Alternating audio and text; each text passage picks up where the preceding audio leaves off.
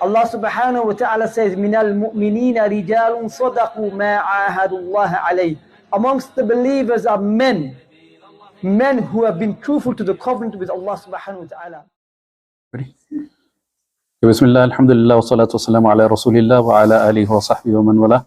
Assalamu alaikum wa rahmatullahi wa barakatuh. So we're continuing on with Khadeejah radiallahu anha. As always, we'll just do a quick recap. Can anybody tell me what Khadeejah radiallahu anha's full name is? Like just the name of her father. Yeah? No, almost. Khuwaylid. Yeah, so Khadeejah bint Khuwaylid bint Asad. Yeah? And does anybody remember what we said was Khadeejah radiallahu anha's, first of all, her profession?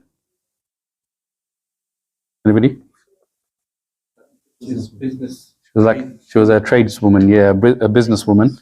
She was known as the richest woman in Mecca. And do you know what her age was when she got married to Rasulullah sallallahu alaihi wasallam? At the time, what I mentioned? 28, yeah. So the stronger opinion is 28, but there is an opinion that says 40, yeah? Okay. So yeah, we'll continue on now. We left off at the time after the marriage to Rasulullah sallallahu alaihi wasallam. Now we're going to focus on one of the incidents that happened, which is basically, it's going to be a recap of one of our sessions of Seerah. And that is the first revelation, first time that Rasulullah sallallahu alaihi wasallam received revelation from Allah. First time he met Jibreel. And then we're going to speak about, we're just going to mention maybe one of the virtues of Khadeejah radiallahu anha. And then after that, unfortunately, I won't be able to go into her death. But what I'm going to do is I'm going to actually start off Zayd ibn Haritha with her death quickly, because I wasn't able to, unfortunately, prepare everything in one go. So, Aisha radiallahu anha, she narrates pretty much most of the things I'm going to be saying today. So she narrates that before revelation, about 6 months before revelation, Muhammad sallallahu alaihi wasallam started receiving certain signs and certain weird incidences started happening with him. Okay? Now, everybody should know this. When was the first revelation? What month did the first revelation take place in? Ramadan, exactly. If nobody knows that, then that's actually, if you guys don't know that, then that's a bit worrying, because every Ramadan we go over this ayah all the time. Yeah? And, you know, we know 6 months before that, that's Rabiul Awwal. And Rasulullah sallallahu alaihi wasallam started receiving dreams. Almost every single day, he would see a dream of certain incidences happening just before they actually even happen. Almost like Allah subhanahu wa ta'ala is telling him the future of certain things. And he also said himself, he narrates that to Aisha radiallahu anha, that he started hearing the rocks and the stones salam him as he was walking by them. To the point where when he was actually narrating this hadith, and he was informing this to Aisha radiallahu anha, he was saying, I can even recognize them, even today I will be able to recognize them, what rocks and what stones they were. And he'd hear them saying, Assalamu alaikum, you know. At the time, obviously, you'd think, you know, this is something strange that's happening to him.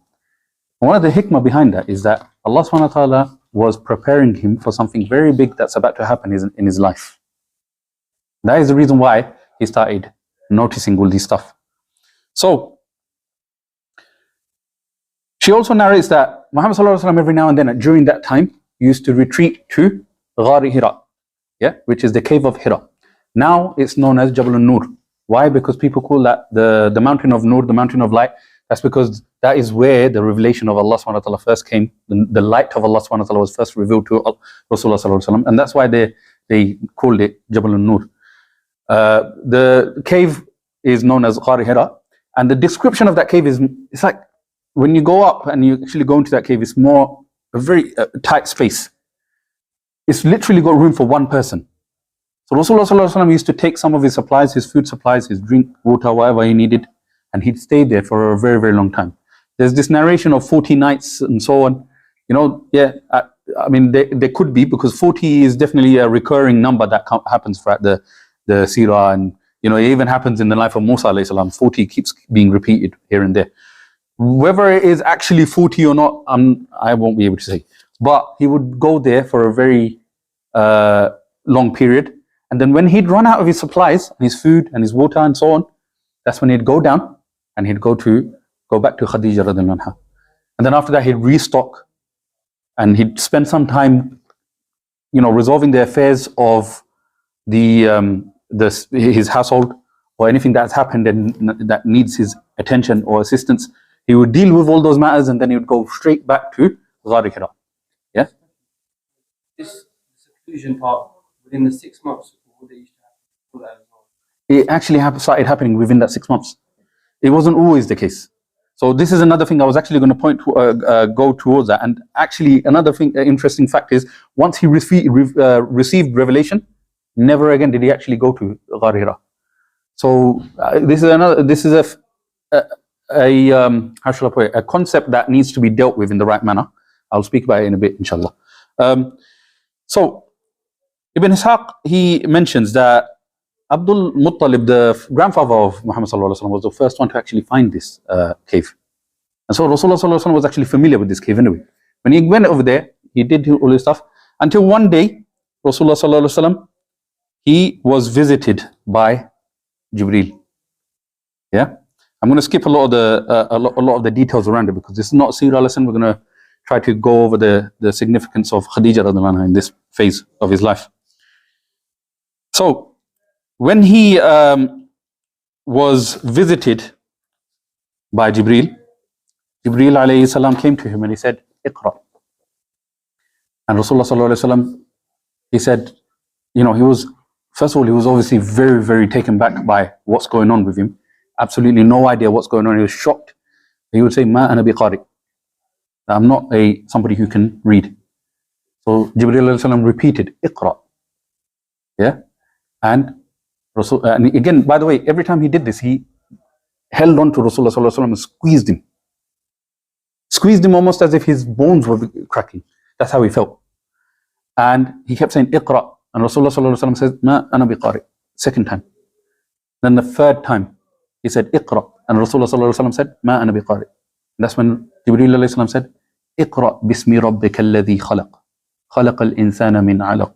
Iqra wa rabbuka al-akram. Allama bil qalam." Allama?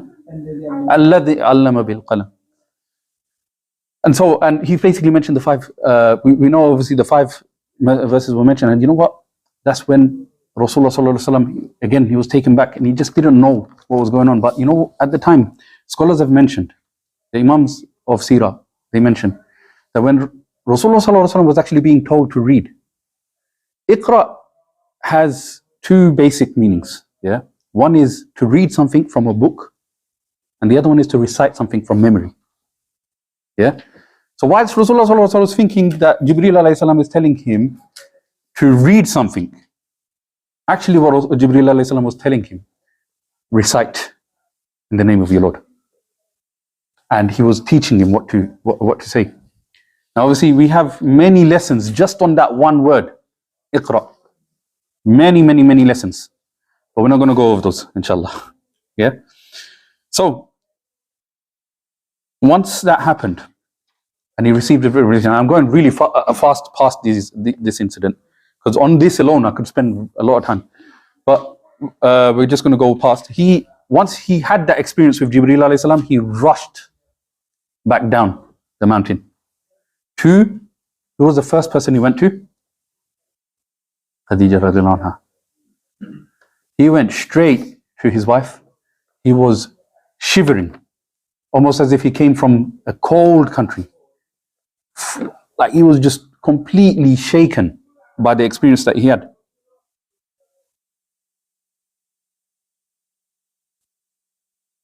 And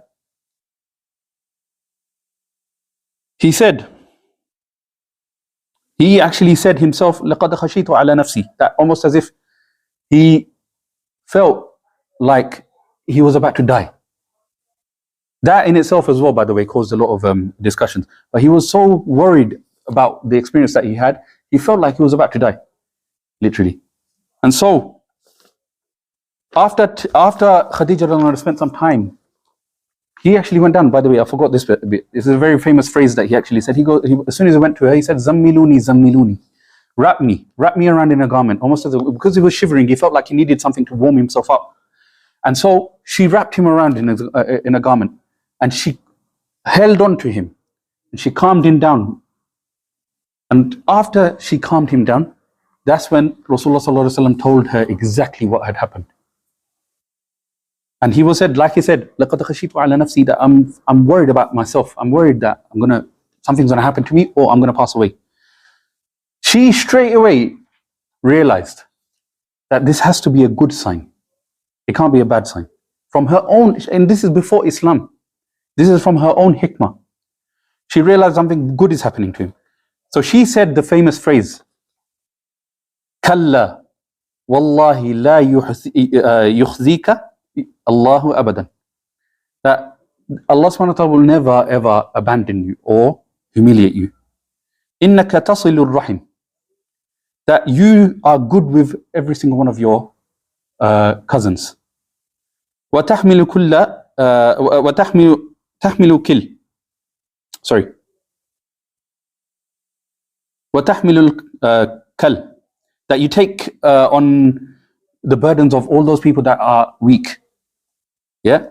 وتقسب معدوم, and that you give money to those people that need money the most.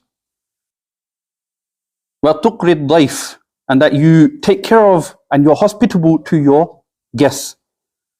وتعين على نوائب الحق, and you're always involved in everything that's good that's taking place within our locality.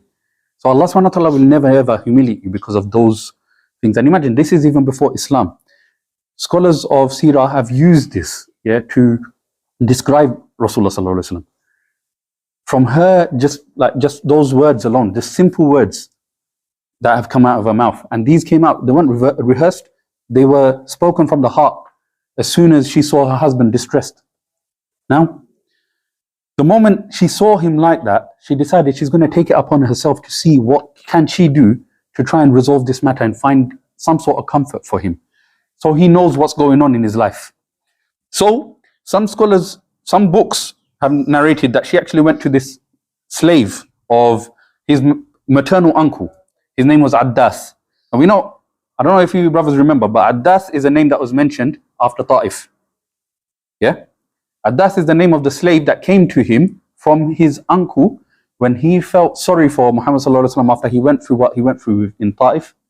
He sent certain things with Addas to go and give to Rasulullah sallallahu alaihi wasallam to comfort him and to look after him because of what he's been. Obviously, that blood relation called out to them and said, look, let us look after our relative at least.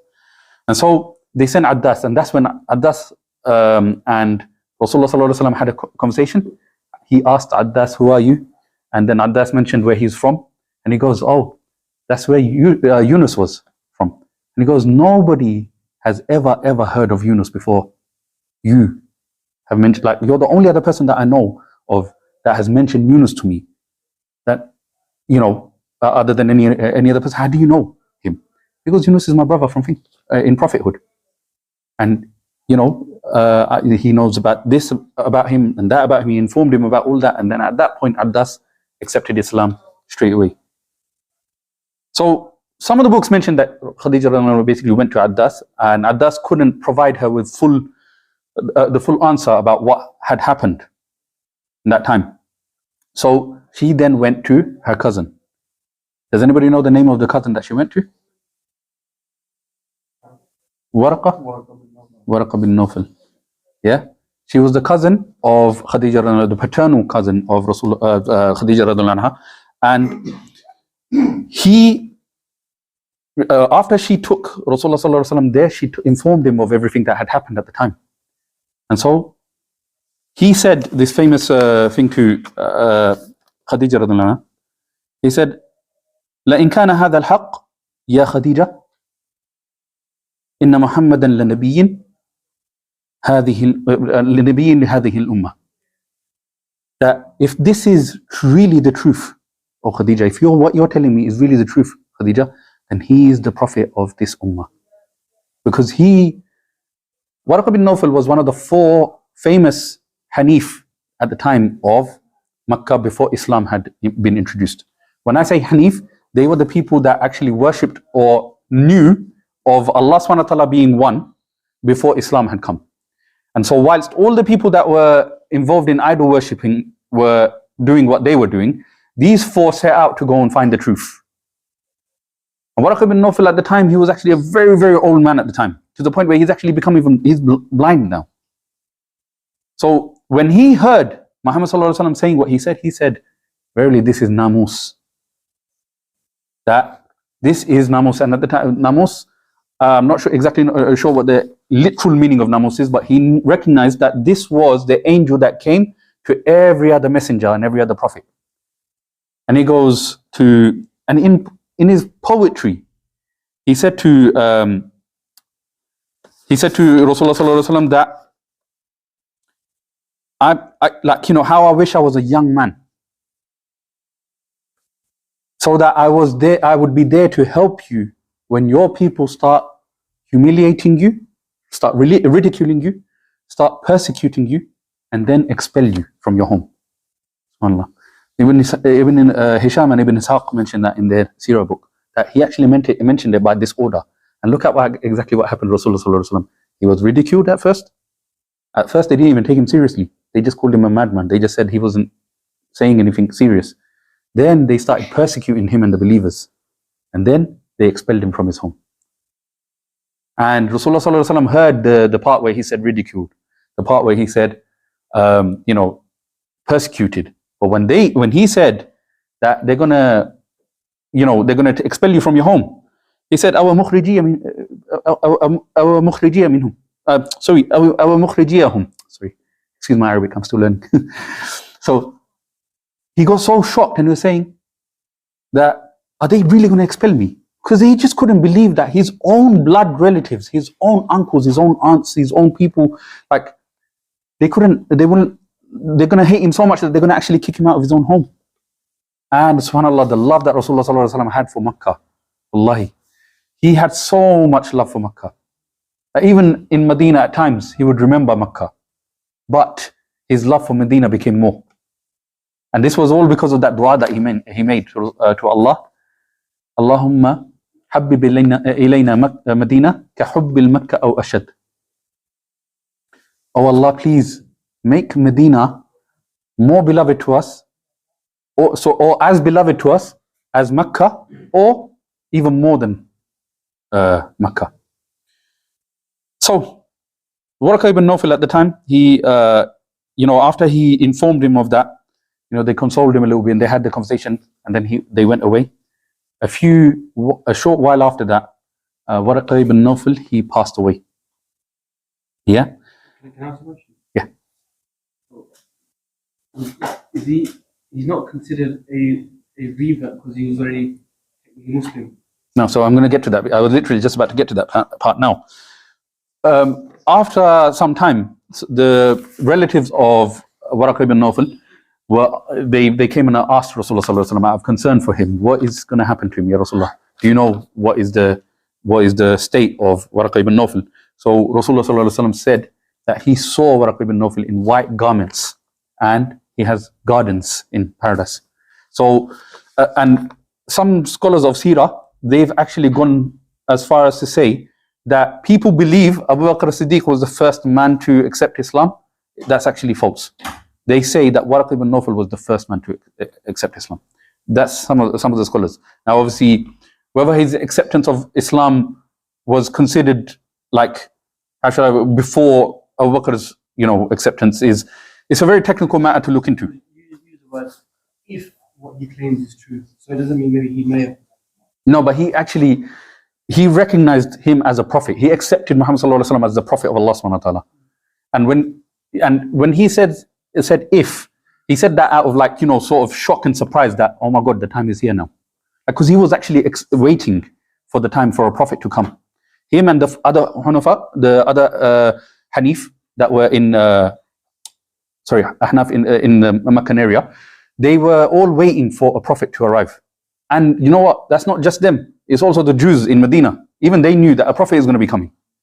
So after Waraqah ibn Nawfal spoke to him, he realized that he's a prophet. So he accepted him straight away.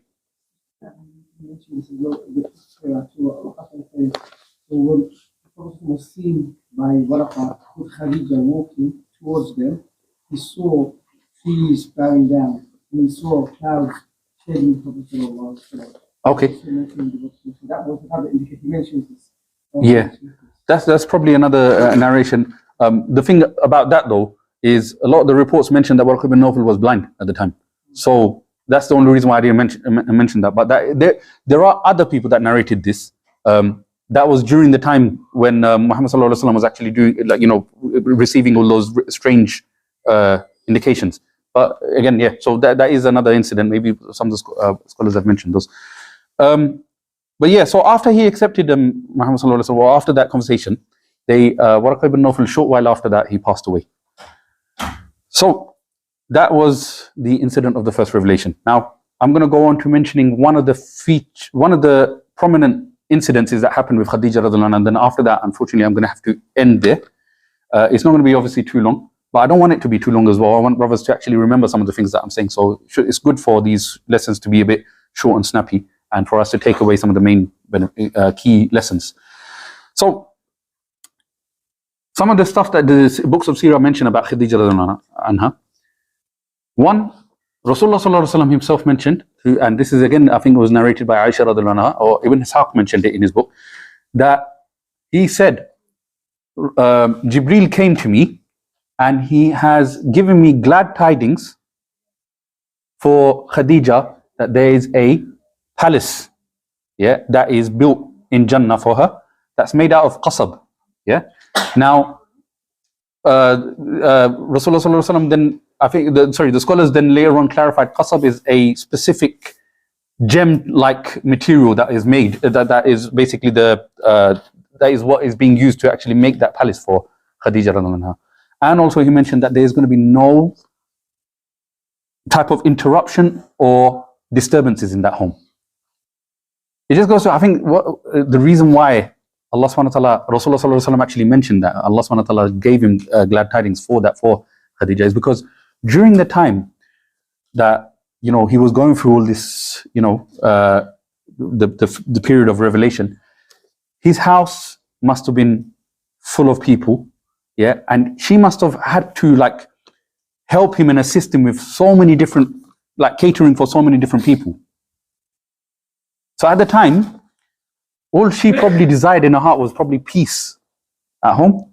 And so Allah subhanahu wa ta'ala gave her that glad tiding that one day she's going to have a palace in paradise, and she's not going to have any disturbances there or any sort of thing. It's just going to be peace over there. Another one where Jibreel alayhi salam came. Jibreel alayhi salam أتى رسول الله صلى الله عليه وسلم فقال أقرئ خديجة السلام من ربها. So Jibreel alayhi salam basically said to Muhammad sallallahu alaihi wasallam, he came to Rasulullah sallallahu alaihi wasallam, and he said, convey my salam to Khadeejah from her Lord, or convey the salam of her Lord to Khadeejah. So فقال Rasulullah sallallahu alaihi wasallam, he became very ecstatic about this, and he became very excited. He ran to Khadeejah and he said, يا خديجة, قال Rasulullah sallallahu alaihi wasallam, يا خديجة هذا جبريل يقرئ السلام من ربك. So he ran to Khadeejah and said, this is Jibreel, he is giving you salam from your Lord. So she became excited. Now, scholars have taken this part as a lesson as well. Her response was, فقالت الله السلام ومنه السلام وعلى جبريل السلام.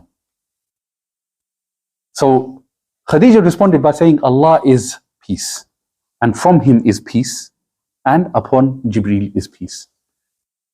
The hikmah of Khadeejah is displayed over here.